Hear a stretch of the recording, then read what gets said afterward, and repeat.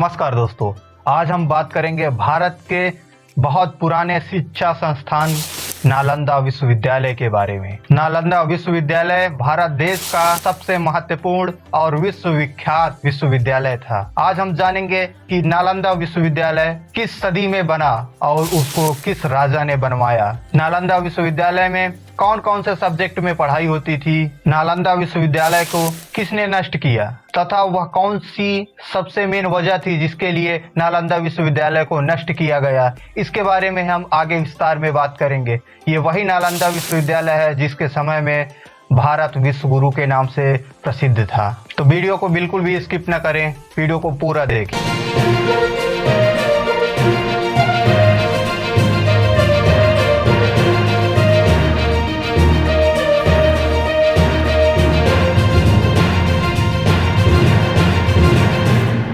नालंदा विश्वविद्यालय की स्थापना 5वीं शताब्दी में गुप्त वंश के शासक कुमार गुप्त के द्वारा किया गया था, जिसके बाद उनको महेंद्रगुप्त खिताब से भी जाना जाता है। नालंदा विश्वविद्यालय वर्तमान समय में बिहार राज्य के पटना से 88 किलोमीटर दक्षिण पूर्व में और राजगीर से 11 किलोमीटर उत्तर में स्थित है। अब हम बात करते हैं नालंदा विश्वविद्यालय को किसने नष्ट किया, आखिर वह कौन सा कारण था जिसके लिए नालंदा विश्वविद्यालय को पूरा खंडहर में बदल दिया गया। उस विनाशकारी शख्स की क्या मानसिक सोच थी। नालंदा विश्वविद्यालय का विनाश तुर्की सेनापति बख्तियार खिलजी ने किया। नालंदा विश्वविद्यालय का विनाश बख्तियार खिलजी ने 1191 ईस्वी में किया। यह हम कह सकते हैं 12वीं शताब्दी में नालंदा विश्वविद्यालय का विनाश किया गया। ऐसा माना जाता है धार्मिक ग्रंथों के जलने के कारण भारत में एक बड़े धर्म के रूप में उभरते हुए बौद्ध धर्म को सैकड़ों वर्षों तक का झटका लगा और तब से लेकर अब तक यह पूर्ण रूप से इन घटनाओं से नहीं उभर सका। आइए अब बात करते हैं कि आखिर वह कौन सी वजह थी जिसके लिए बख्तियार खिलजी ने एक विश्व प्रसिद्ध नालंदा विश्वविद्यालय को पूरी तरह से नष्ट कर दिया। उस समय बख्तियार खिलजी उत्तर भारत के कुछ क्षेत्रों में अपना कब्जा कर चुका था और इसी बीच वह बीमार पड़ गया। उसने अपने हकीमों से बहुत ज्यादा इलाज करवाया, फिर भी वह सही नहीं हो सका। वो ऐसी स्थिति में आ गया जैसे मरने जैसी स्थिति हो गई। तभी उसको किसी ने सलाह दी कि आप नालंदा विश्वविद्यालय के आयुर्वेद प्रमुख श्री राहुल भद्राचार्य जी को आप दिखाएं, वह आपको सही कर सकते हैं। परंतु खिलजी इसके लिए तैयार नहीं हो रहा था। उसको अपने हकीमों पर ज्यादा भरोसा था। वह यह मानने को बिल्कुल भी तैयार नहीं था कि भारतीय वैद्य उसके हकीमों से कहीं ज्यादा ज्ञान रखते हैं। लेकिन लास्ट में उसको अपनी जान बचाने के लिए नालंदा विश्वविद्यालय के प्रमुख राहुल भद्राचार्य जी को बुलाना पड़ा और उसने वैद्य जी के सामने एक अजीब सी शर्त रखी। उसने कहा कि मैं आपके द्वारा दी हुई कोई भी दवा को खाऊंगा नहीं और आपको मुझे सही करना होगा। वैद्य जी ने बहुत सोचकर उसकी शर्त को मान लिया। कुछ दिनों के बाद वह खिलजी के पास आए और एक कुरान की बुक लेकर आए और उन्होंने कहा आप यह रोज कुरान को पढ़ा कीजिए, इसके पढ़ने से आप सही हो जाओगे। बख्तियार खिलजी ने वैद्य जी के अनुसार बताए हुए कुरान को पढ़ता गया और वह धीरे धीरे सही होता गया। ऐसा कहा जाता है कि राहुल श्री भद्राचार्य जी ने कुरान के कुछ पृष्ठों पर एक दवा का लेप लगा दिया था। वह थूक के साथ उन पन्नों को पढ़ता गया और ठीक होता चला गया। जब यह बात खिलजी को पता चली तो वह इस बात को सुनकर बहुत परेशान रहने लगा। उसको यह लगने लगा कि एक भारतीय विद्वान और वैद्य उसके हकीमों से कहीं बहुत ज्यादा ज्ञान रखते हैं।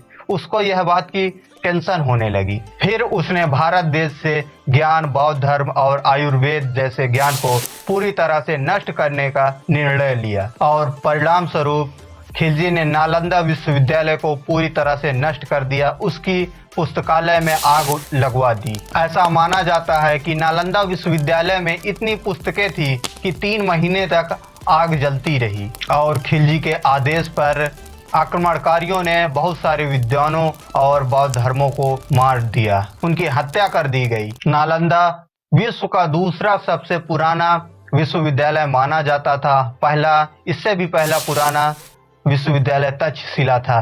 लेकिन अगर बात करें एक विशाल होने में, तो नालंदा विश्वविद्यालय उस समय दुनिया का सबसे बड़ा विश्वविद्यालय था। नालंदा विश्वविद्यालय का इतिहास चीन के वेनसुआंग और इत्सिंग ने खोजा था।